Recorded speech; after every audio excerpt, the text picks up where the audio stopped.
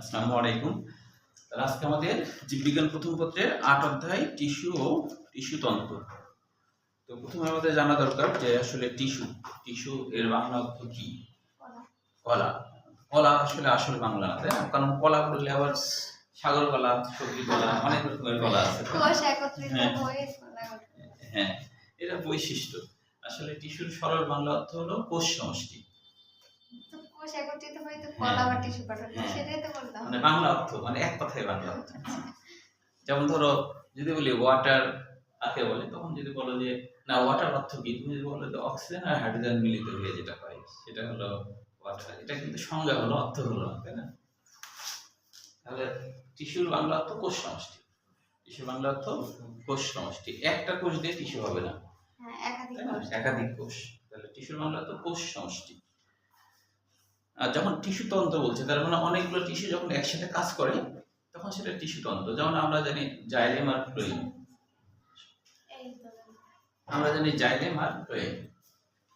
তো এই জাইলেম আর ফ্লোয়েম একসাথে তো কাজ করে আসলে, তাই না? যেমন ধরো যে আমরা জানি জাইলেমে বর্গের জ আছে, তার মানে জল, তার মানে এরা জল তোলার কাজ করে।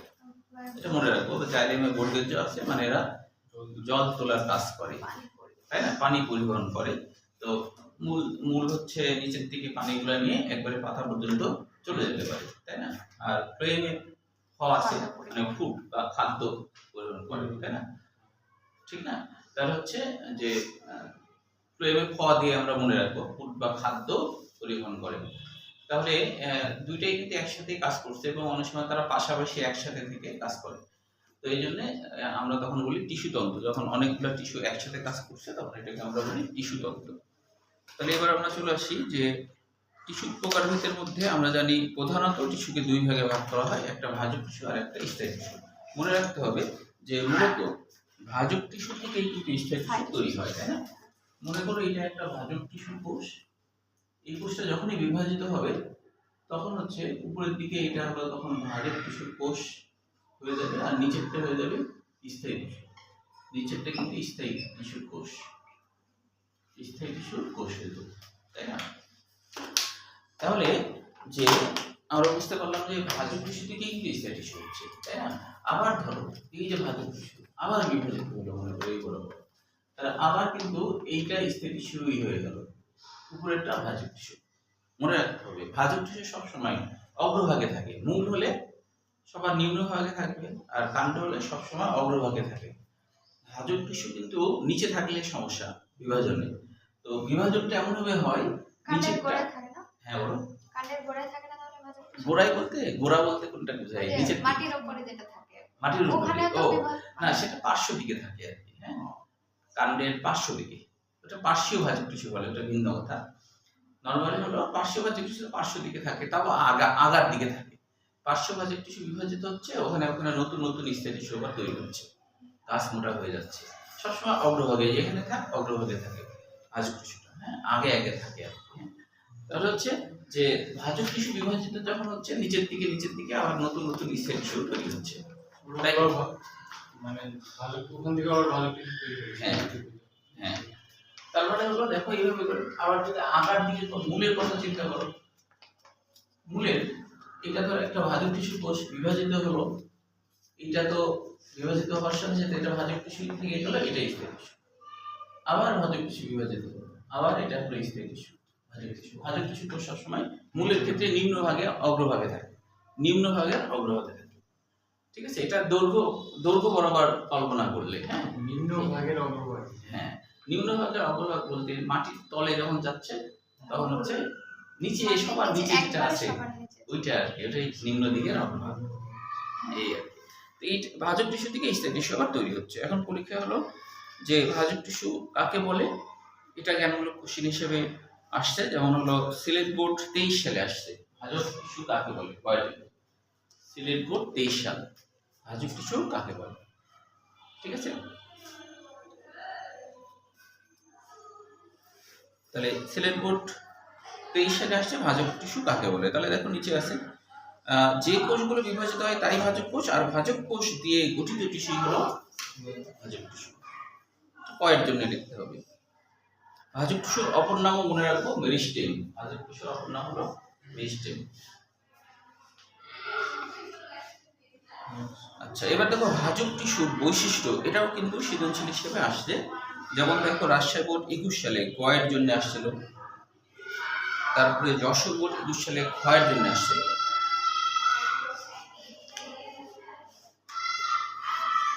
তার মানে ভাজক টিস্যুর বৈশিষ্ট্য গুরুত্বপূর্ণ। তবে এটা আবার মেডিকেল অ্যাডমিশন এবং বিশ্ববিদ্যালয় অ্যাডমিশনও কিন্তু এখান থেকে এমসিকিউ আসতে দেখা গেছে। হ্যাঁ, যে এটা এমসিকিউ গুলাও অ্যাডমিশনের জন্য গুরুত্বপূর্ণ, বোর্ড পরীক্ষার জন্য গুরুত্বপূর্ণ।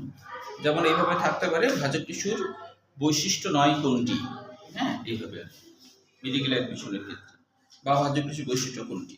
তাহলে দেখো এখানে হলো ভাজক টিস্যুর বৈশিষ্ট্যের মধ্যে কোষগুলো জীবিত, অপেক্ষাকৃত ছোট এবং সমব্যাসীয়। দেখো উপরের দিকে ছবি আছে, একই রকমের ব্যাস সবার, তাই না? একই রকমের ব্যাস হচ্ছে। ভাজক টিস্যুর কোষগুলো সর্বদাই বিভাজন ক্ষমতা সম্পূর্ণ। ভাজক টিস্যুর কোষগুলো আয়তাকার, ডিম্বাকার, পঞ্চভুজ বা ষড়ভুজ আকৃতি, যে কোনো আকৃতির হতে পারে, কিন্তু যেখানে যেমন হয় সবগুলো সেম আকৃতির হয়। এই টিস্যুর কোষগুলো সেলুলোজ নির্মিত পাতলা কোষ প্রাচীর বিশিষ্ট। সেলুলোজ তো জানোই, তাই না?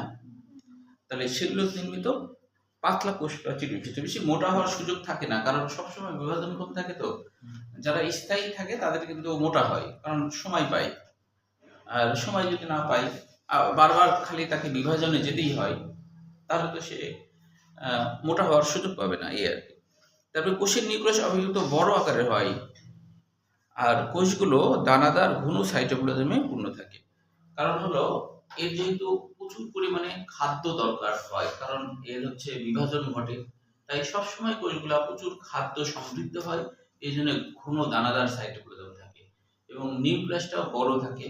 এর মধ্যে পুষ্টি এবং নিউক্লিয়াস সবসময় ক্রোমোসোম গুলা অনুলিপন ঘটা অবস্থা থাকে, কারণ সবসময় বিভাজন হতেই থাকবে।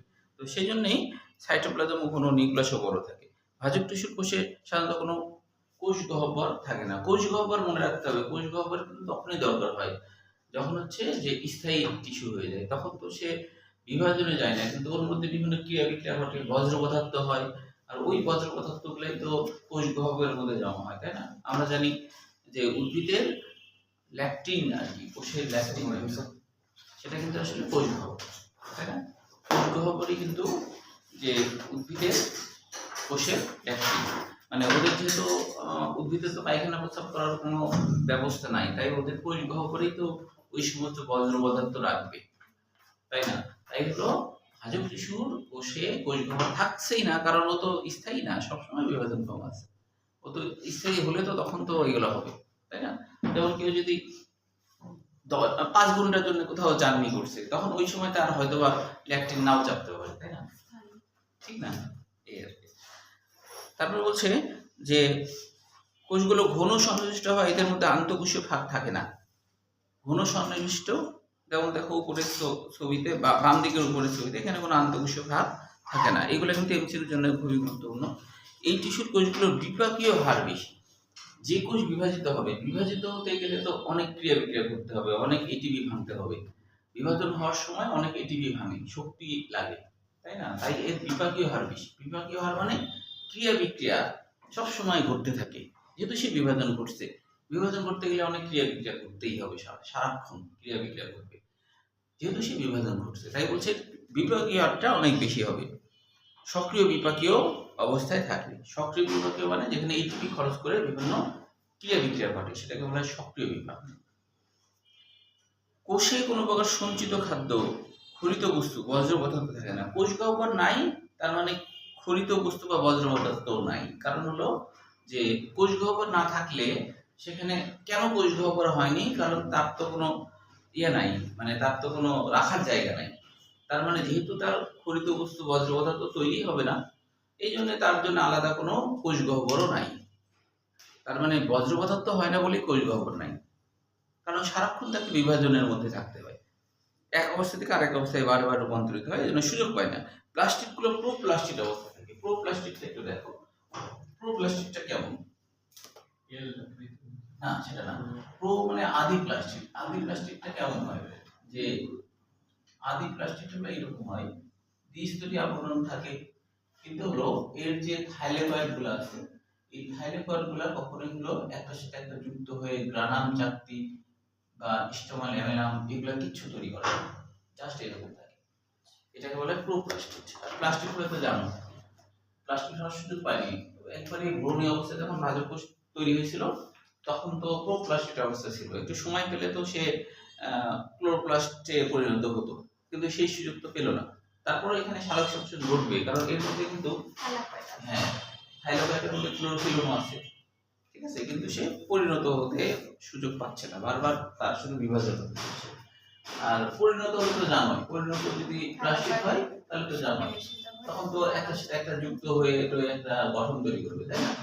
এরকম একটা গঠন তৈরি করবে, এখানে তা হবে না, এটাই হলো প্রোপ্লাস্টিড। কোন কোষগুলো আকারে সাধারণত ছোট, দৈর্ঘ্যে প্রস্থে প্রায় সমান।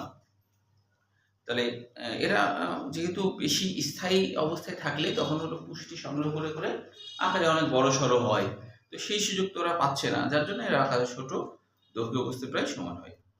ভাজক টিস্যু অপরিণত কোষ দ্বারা, অপরিণতই তো, কারণ কোষে অনেক কিছুই হলো সুগঠিত না, এই জন্য অপরিণত।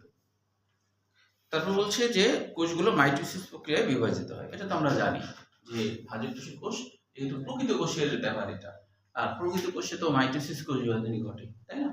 মনে আছে তো মাইটোসিসের বাংলা অর্থ কি ছিল বলো তো? হ্যাঁ, সুতা তৈরি পদ্ধতি, মানে মাকুতন্ত্র তৈরি হয়, তাই না? এই আর অ্যামাইটোসিস মানে কি? অ্যা মানে অ্যাবসেন্ট, যেখানে সুতা তৈরি হয় না। তাহলে এখানে কিন্তু যে পরীক্ষার জন্য গয়ের জন্য আসলে 8টা লিখলে যথেষ্ট, গয়ের জন্য আসলে 8টা লিখলে যথেষ্ট গয়ের জন্য। এর মধ্যে গুরুত্বপূর্ণ যেগুলো এমসিকিউর জন্য আসে তার মধ্যে 1, 3, তারপরে হলো 4, 5, তারপরে 7, 8, 10, 11 আর 13, এগুলো এমসিকিউর জন্য আসছে আর কি, অ্যাডমিশনে এবং বোর্ড পরীক্ষায়। এখন দেখো ভাজক টিস্যুর কাজ, এটা ক্ষয়ের জন্য পড়ে রাখা ভালো, তবে আসেনি কখনো।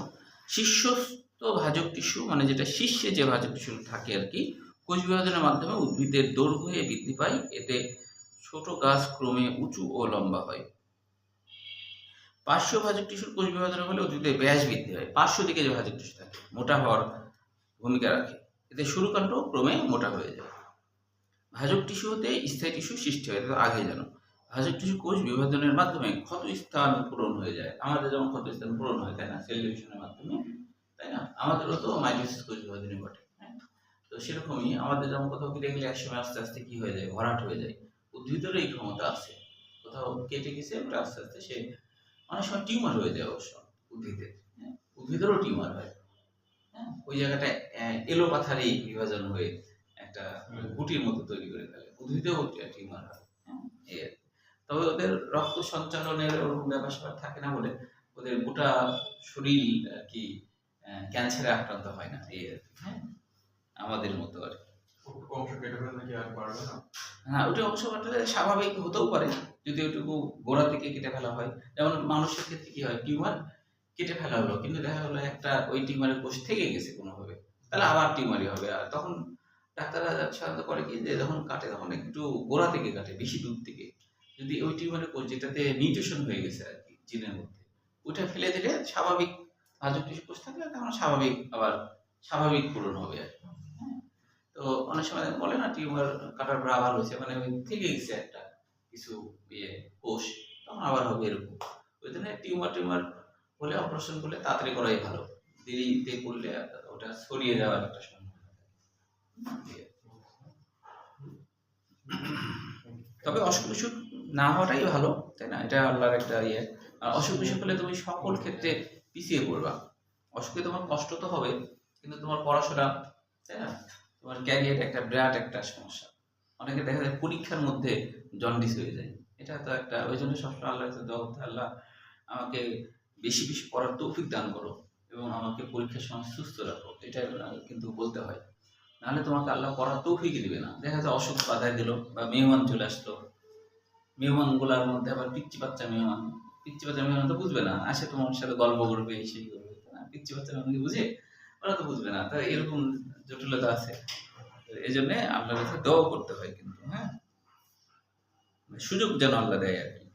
আচ্ছা, এবার দেখো ভাজক টিস্যুর শ্রেণী বিন্যাস। এখান থেকে 4 রকমের ভাগ আছে: উৎপত্তি অনুসারে, অবস্থান অনুসারে, কোষ বিভাজন অনুসারে, কাল অনুসারে। তো এখন দেখো প্রথমে উৎপত্তি অনুসারে, এটাও সৃজনশীল হিসেবে আসছে।